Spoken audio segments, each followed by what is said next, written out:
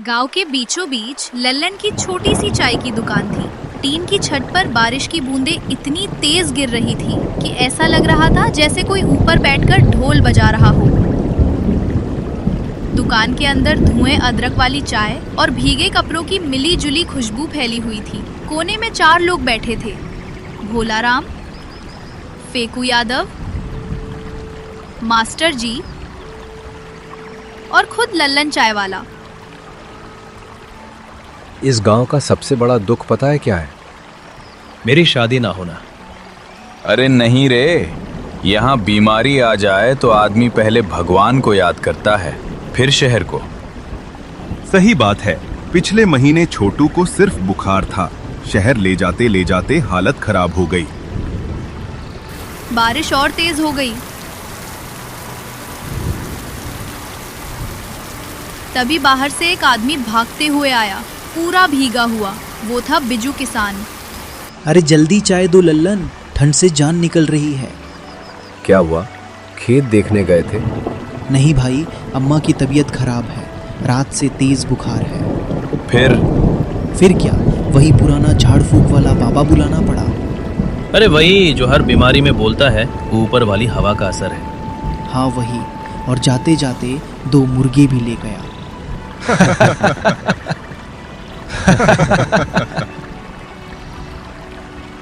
हमारे गांव में डॉक्टर नहीं, बाबा ज्यादा मिलते हैं। सच कहूं, गांव में एक अच्छा डॉक्टर होना बहुत जरूरी है। बारिश की आवाज के बीच कुछ पल के लिए सब चुप हो गए।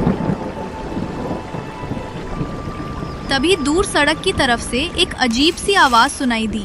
ऐसा लग रहा था जैसे कोई बूढ़ा ट्रैक्टर आखिरी सांस लेते हुए आ रहा हो। सबकी नजर दुकान के बाहर चली गई। कीचड़ उड़ाती हुई एक पुरानी सफेद वैन धीरे धीरे गांव की तरफ आ रही थी। ऊपर टेढ़ा मेढ़ा बोर्ड लगा था, डॉक्टर D.K. मिश्रा, हर बीमारी का इलाज। अरे डॉक्टर खुद चलकर गांव में आ गया। मुझे तो गाड़ी देखकर ही बीमारी बढ़ती लग रही है। वैन दुकान के सामने आकर अचानक बंद हो गई। डॉक्टर ने 2-3 बार स्टार्ट करने की कोशिश की, लेकिन गाड़ी स्टार्ट नहीं हुई। हे भगवान, अभी ही खराब होना था क्या? कुछ सेकंड बाद दरवाजा खुला। एक दुबला पतला आदमी नीचे उतरा।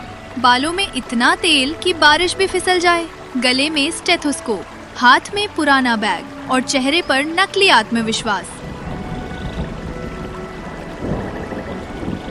भाई साहब, यहाँ आसपास कोई मैकेनिक मिलेगा क्या?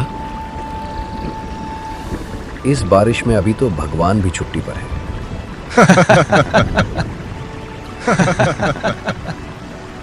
लगता है गाड़ी आज आगे नहीं जाएगी। वैसे आप सच में डॉक्टर हैं या बस बोर्ड लगा रखा है? अरे भाई, 10 साल शहर में सेवा की है। लीजिए सब लोग, पहले चाय पीजिए।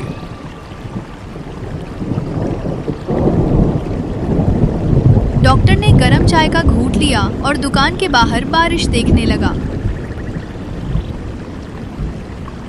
वैसे इस गांव में कोई डॉक्टर वॉक्टर है या नहीं? चारों लोग एक दूसरे का चेहरा देखने लगे, फिर सब एक साथ हंस पड़े। अगर होता तो हम लोग आपको देखकर ऐसे खुश ना होते। यहाँ तो बुखार आने पर भी लोग पहले बाबा के पास जाते हैं। और बाबा हर बीमारी में बोलता है ऊपर वाली हवा लगी है। डॉक्टर चुपचाप सुनता रहा। असल में उसके दिमाग में कुछ और ही चल रहा था। मतलब यहाँ सच में कोई डॉक्टर नहीं है? उसकी आंखों में हल्की चमक आई। तभी जोरदार बिजली कड़की, बारिश और तेज हो गई।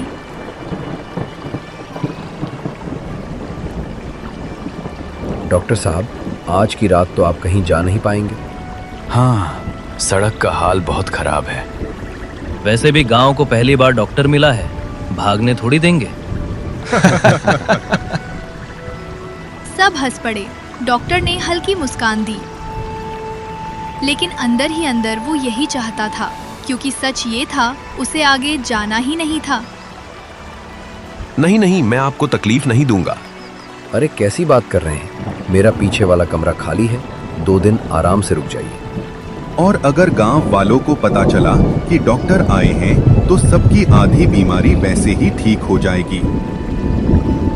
डॉक्टर ने थोड़ा सोचने का नाटक किया, फिर धीरे से बोला, ठीक है, जब तक गाड़ी ठीक नहीं होती रुक जाता हूँ। बाहर बारिश लगातार बरस रही थी और अंदर बैठा वो आदमी मन ही मन मुस्कुरा रहा था, क्योंकि बरईपुर गांव को लग रहा था कि उनके यहाँ एक डॉक्टर रुका है, लेकिन असल में एक बहुत बड़ा झूठ उनके गांव में कदम रख चुका था। और यहीं से शुरू हुई बरईपुर के नकली डॉक्टर की असली कहानी। डॉक्टर को इस अनजान गांव में रहने के लिए एक ठिकाना मिल चुका था। अगली सुबह उसका पहला मरीज उसके दरवाजे पर आ पहुंचा। वो था भोला राम। डॉक्टर बाबू, 3 दिन से पेट गड़बड़ है।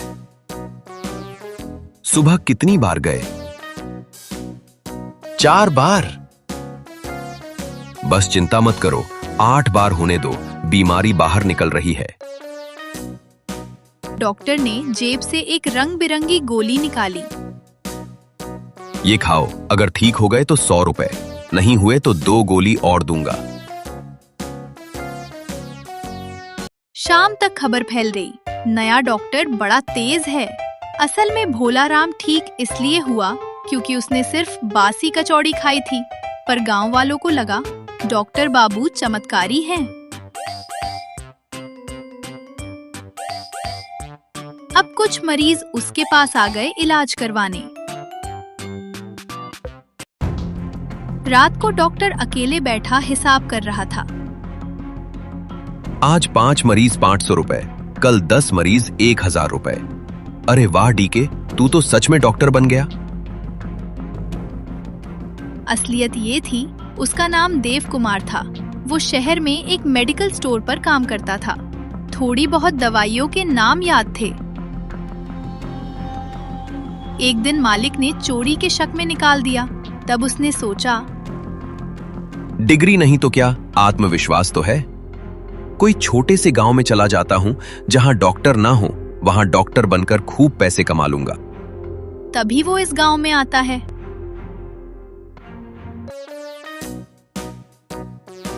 डॉक्टर बाबू, मुझे कमजोरी लगती है।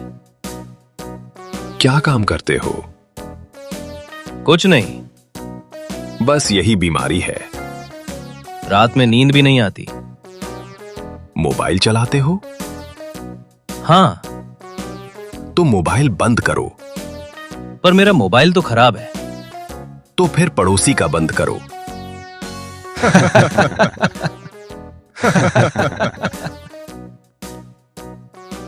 एक दिन डॉक्टर इंजेक्शन लगाने से पहले सिरिंज को पानी से धो रहा था। डॉक्टर साहब, ये कौन सा तरीका है? अरे मैडम, ये जापानी तकनीक है। कौन सी? Water sanitisation therapy. उसे खुद नहीं पता था उसने क्या बोल दिया। गांव की स्कूल टीचर सुनीता शहर में पढ़ी लिखी थी। उसे डॉक्टर पर शुरू से शक था। सुनीता ने मन में सोचा, ये आदमी गड़बड़ है। एक रात गांव के मुखिया की तबीयत खराब हो गई। सांस तेज चल रही थी। सब डॉक्टर को बुलाने दौड़े। अब पहली बार डॉक्टर डर गया। उसे समझ नहीं आ रहा था क्या करे, लेकिन अगर मना करता तो पोल खुल जाती। वो पहुंचा मुखिया के घर। उसने मुखिया को देखा और अचानक बोला, सब लोग बाहर जाओ। असल में उसे सोचने का टाइम चाहिए था।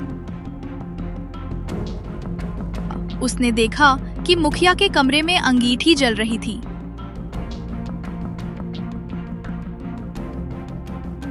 और खिड़कियां बंद थीं। उसे मेडिकल स्टोर की पुरानी बात याद आई। बंद कमरे में धुआं होने से सांस फूल सकती है। उसने तुरंत खिड़कियां खुलवाईं। मुखिया धीरे धीरे ठीक होने लगा। गांव वालों की आंखें चमक उठीं। वाह डॉक्टर बाबू। डॉक्टर खुद अंदर से हैरान था। अरे ये तो सच में काम कर गया। डॉक्टर की इज्जत बढ़ गई। लोग सब्जी मुफ्त देने लगे, कोई दूध दे रहा था, कोई अंडे। रात को डॉक्टर के पास एक आदमी आया, काले कपड़े पहने। डॉक्टर के हाथ से ग्लास गिर गया। डॉक्टर, तुम्हारी सच्चाई मुझे पता है। कौन हो? मैं हूँ हरिराम कंपाउंडर। असल में हरिराम पहले शहर के अस्पताल में कंपाउंडर था। उसने डॉक्टर को पहचान लिया था। मुझे याद है तू मेडिकल स्टोर में काम करता था। तुम गलत समझ रहे हो। झूठ मत बोल, मैं सब जानता हूँ। डॉक्टर के चेहरे का रंग उड़ गया। तुम चाहते क्या हो? सीधी बात, हर महीने आधी कमाई मुझे चाहिए। ठीक है, लेकिन किसी को मत बताना। अगर पैसे समय पर मिलते रहे तो मेरा मुंह बंद रहेगा। हरिराम चला गया। लेकिन उस रात डॉक्टर को बिल्कुल नींद नहीं आई। उसे पहली बार अपने झूठ का बोझ महसूस होने लगा था। कुछ दिन बाद गांव में अचानक कई लोग बीमार पड़ने लगे। किसी को उल्टियां हो रही थीं, किसी को तेज बुखार था। कई लोगों के शरीर में कमजोरी आ गई थी। पूरा गांव परेशान हो गया। डॉक्टर बाबू, कुछ कीजिए, बच्चे भी बीमार पड़ रहे हैं। इस बार डॉक्टर खुद घबरा गया। उसे समझ नहीं आ रहा था कि क्या करे। ये बीमारी आखिर फैल कैसे रही है? तभी सुनीता उसके पास आई। अगर सच में डॉक्टर हो तो बीमारी की वजह पता लगाओ। डॉक्टर कुछ नहीं बोला, लेकिन पहली बार उसने मामले को गंभीरता से लेना शुरू कर दिया। उस रात वो पूरे गांव में घूमता रहा। वो हर बीमार परिवार के घर गया, सबसे एक ही सवाल पूछा। तुम लोग पानी कहाँ से पीते हो? पुराने हैंडपंप से।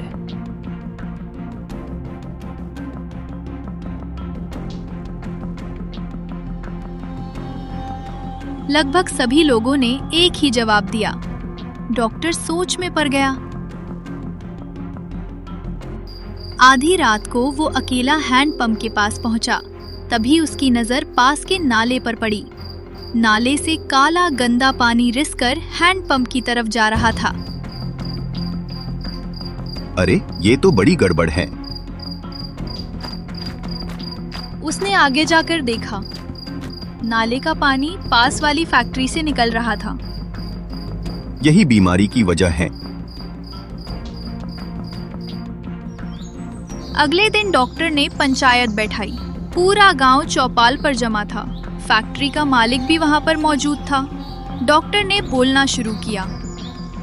बीमारी दवा से नहीं, गंदे पानी से फैल रही है। नाले से काला गंदा पानी रिसकर हैंडपंप की तरफ जा रहा है। और हाँ, वो नाले का पानी पास वाली फैक्ट्री से निकल रहा है। कोई सबूत है तुम्हारे पास? सबूत मेरे पास है। सबकी नजर सुनीता के पास घूम गई। तभी सुनीता आगे आई। उसने मोबाइल में रिकॉर्ड किया हुआ वीडियो सबको दिखाया। वीडियो में साफ दिखाई दे रहा था कि फैक्ट्री का गंदा पानी नाले में छोड़ा जा रहा था। पूरा गांव फैक्ट्री मालिक के खिलाफ खड़ा हो गया। शर्म करो, हमारे बच्चों को बीमार कर दिया।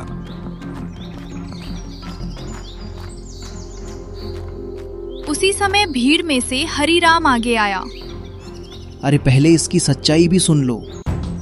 कौन सी सच्चाई? ये डॉक्टर नहीं है, ये नकली डॉक्टर है। पूरा गांव सन्न रह गया। चारों तरफ खामोशी छा गई। क्या ये सच है? सबकी नजर डॉक्टर पर टिक गई। कुछ देर तक डॉक्टर चुप खड़ा रहा। फिर उसने धीरे से सिर झुका लिया। हाँ, ये सच है। मैं असली डॉक्टर नहीं हूँ। मैं मेडिकल स्टोर में काम करता था। काम छूट गया तो पैसे कमाने के लिए झूठ बोल दिया। मुझसे बहुत बड़ी गलती हुई, लेकिन मैंने कभी किसी को जानबूझकर नुकसान नहीं पहुंचाया। अगर चाहता तो आज सच सामने आने से पहले भाग जाता, लेकिन गांव को बचाना जरूरी था। गांव वालों के चेहरों पर हैरानी फैल गई। उसकी आंखों में पछतावा साफ दिखाई दे रहा था। कुछ देर तक कोई कुछ नहीं बोला। फिर सुनीता आगे बढ़ी। गलती बहुत बड़ी है, लेकिन अगर इसने पानी वाली बात नहीं पकड़ी होती तो पूरा गांव बीमार हो जाता। मुखिया गंभीर होकर सोचने लगा। कुछ देर बाद सरकारी मेडिकल टीम गांव पहुंची। उन्होंने पानी की जांच की। जांच में वही निकला जो डॉक्टर ने बताया था। जिसने ये समस्या पकड़ी है उसने बहुत बड़ा काम किया है। मुखिया मुस्कुराया। काम तो हमारे नकली डॉक्टर ने किया है। पूरा गांव हंस पड़ा।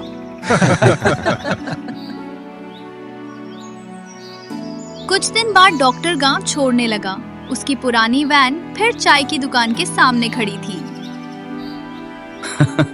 अरे डॉक्टर बाबू, अब पेट खराब होगा तो किसके पास जाएंगे? और मेरी कमजोरी का इलाज कौन करेगा? अब किसी असली डॉक्टर के पास जाना। पर वो पड़ोसी का मोबाइल बंद करने वाली दवा कहाँ मिलेगी? सब हंसने लगे।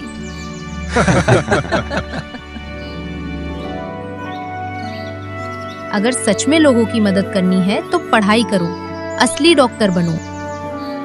इस बार मैं सचमुच मेहनत करूंगा। अब नकली नहीं, असली डॉक्टर बनूंगा। पुरानी वैन धीरे धीरे गांव से बाहर निकल गई, लेकिन इस बार उसके साथ एक झूठ नहीं जा रहा था, बल्कि एक नई शुरुआत जा रही थी। और बरईपुर के लोग हमेशा याद रखते रहे कि कभी-कभी गलती करने वाला इंसान भी सही काम करके बहुतों की जिंदगी बदल सकता है।